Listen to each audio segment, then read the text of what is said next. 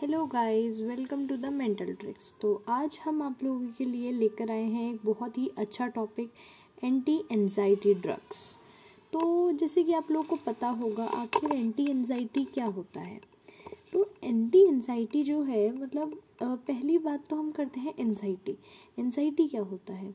Anxiety मतलब आपको किसी भी चीज़ की एंजाइटी हो गई है, किसी भी चीज़ से थोड़ा सा खौफ लग रहा है, किसी भी चीज़ से थोड़ा परेशान हो रहे हो आप, मतलब वो एंजाइटी है ना। जैसे एग्ज़ाम से पहले की एंजाइटी होती है, बहुत एंजाइटी आजकल बहुत कॉमन हो गई है लोगों में, तो उसके लिए दी जाती हैं एंटी एंजाइटी ड्रग्स। तो चलिए स्टार्ट करते हैं anti anxiety drugs. Some anxiety is a part of everyone's life. थोड़ी बहुत एंजाइटी तो सबको होती है, right. But treatment needed when anxiety disproportionate to situation. Treatment की ज़रूरत तब होती है जब एंजाइटी जो है वो सिचुएशन से थोड़ी डिफरेंट हो गई है, मतलब बहुत ज़्यादा हो गई है, तो ट्रीटमेंट की ज़रूरत पड़ती है हमें, राइट। अब some psychotics and depressed patients have pathological anxiety. कुछ साइकोटिक्स और डिप्रेस्ड पेशेंट्स होते हैं जिनमें पैथोलॉजिकल एंजाइटी होती है। एंटी एंजाइटी ड्रग्स, अब ये क्या काम करती हैं एंटी एंजाइटी ड्रग्स? इल डिफाइंड ग्रुप, मतलब एंटी एंजाइटी ड्रग्स जो है एक तो इल डिफाइंड ग्रुप है, ठीक है। दूसरा माइल्ड सीएनएस डिप्रेसेंट एक्शन होता है इनका। Aimed control activity, restful state of mind without interfering with mental और फिजिकल फंक्शन, राइट। मतलब एंटी एंजाइटी ड्रग्स जो होती हैं एक तो वो एंजाइटी कंट्रोल करती हैं और दूसरा रेस्टफुल स्टेट ऑफ माइंड देती हैं without interfering with mental and physical function. Okay, now in dentistry anti anxiety drugs are the pre medications and they are adjunct to local anesthesia.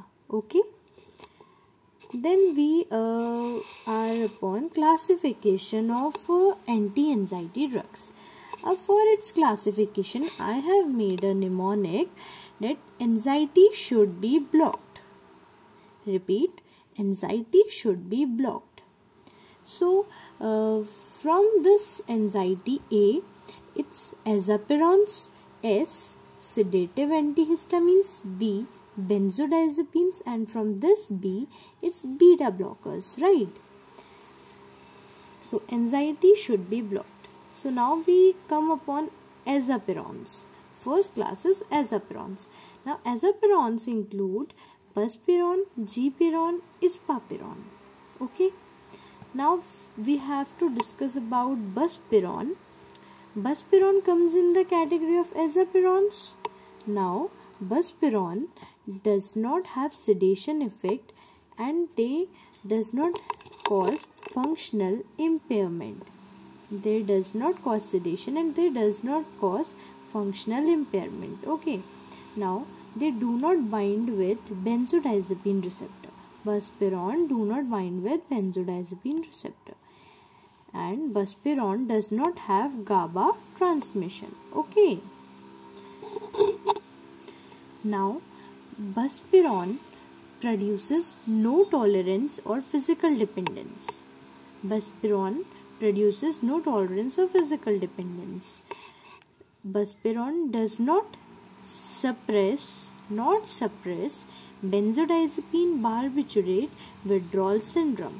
Okay, no muscle relaxant or anticonvulsant activity, means they does not have any muscle relaxant or anticonvulsant activity. Okay, they relieves mild moderate anxiety, मतलब ऐसा नहीं है कि बहुत ज़्यादा anxiety से इस बसपिरोन से हमें फ़र्क पड़ रहा है, बट हाँ माइल्ड मॉडरेट एंजाइटी हुई पेशेंट को तो फ़र्क पड़ जाएगा. Okay, now these have slow effect.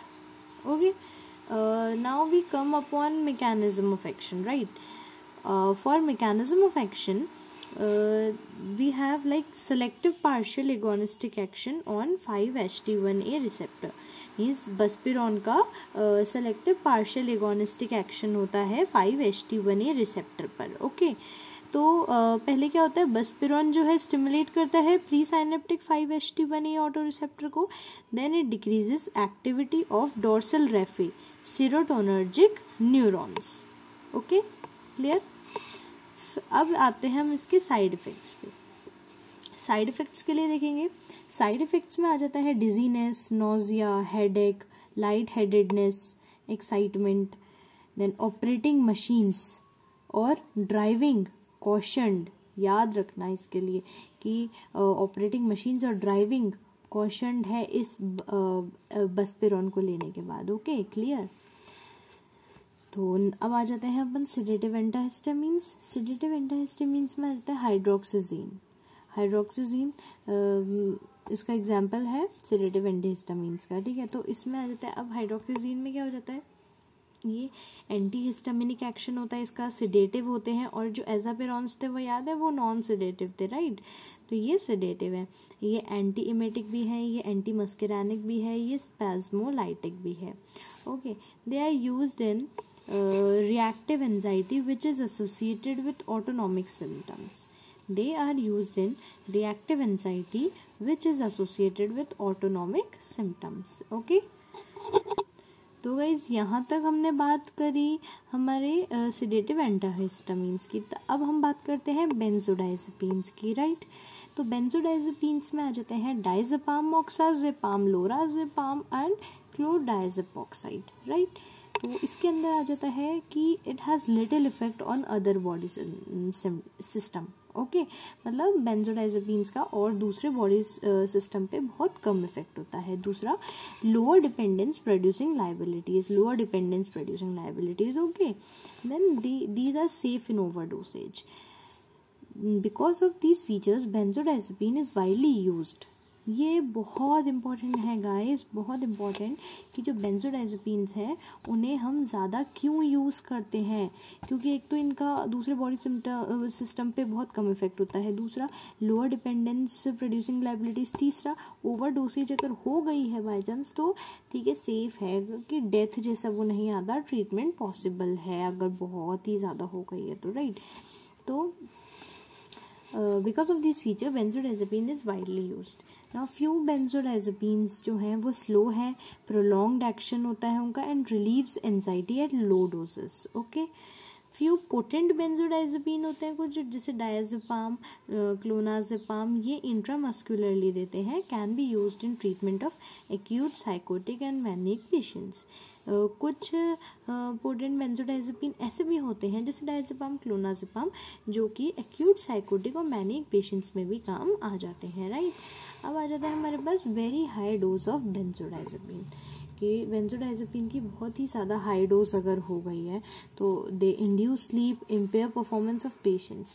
मतलब इसका मतलब ये है गाइस कि अगर भाई हमने कुछ मतलब लो डोजेस में अगर हमने बेंजोडाइजेपिन लिया है तो उसका एंजाइटी वो रिलीव करेगी, और अगर थोड़ा ज़्यादा डोज में लिया है हमने बेंजोडाइजेपिन तो वो एक्यूट साइकोटिक और मैनिक पेशेंट्स में काम आ जाएगा, और अगर बहुत ज़्यादा हाई डोज में हमने लिया है तो वो स्लीप इंड्यूस करेगा और impair performance of patient, right.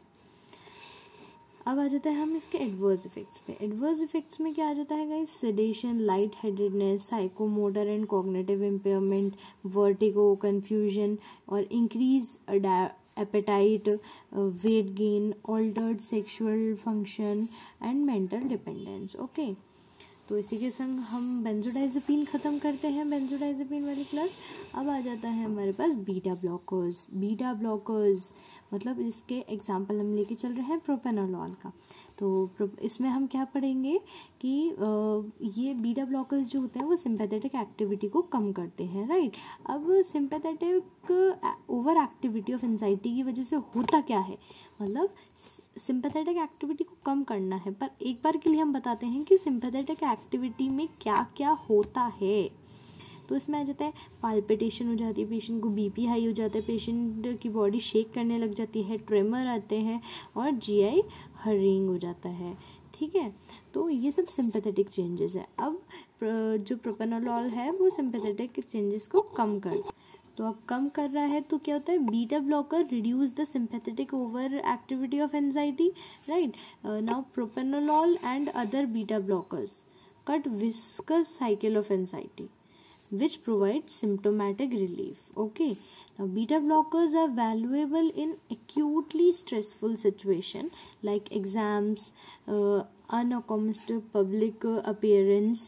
No effect on worry, tension and fear. Okay, now beta blocker and benzodiazepine, ये दोनों मिलकर can be used in performance और सिचुएशनल एंजाइटी. ओके, ये दोनों मिलकर परफॉर्मेंस और सिचुएशनल एंजाइटी को ट्रीट करने में काम आते हैं. ओके, तो आई होप इसके साथ ही आपको एंटी एंजाइटी क्लियर हुआ होगा. ये बहुत ही शॉर्ट नोट्स हैं, अगर आप इन्हें बना पाओ तो बहुत अच्छा रहेगा. बाकी अगर आपको इससे रिलेटेड कोई भी क्वेरी या कोई भी डाउट आता है तो आप हमसे पूछ सकते हैं कमेंट सेक्शन एरिया में. अगर आपको वीडियो अच्छी लगी हो तो प्लीज़ लाइक, शेयर, सब्सक्राइब ज़रूर करना. Thank you.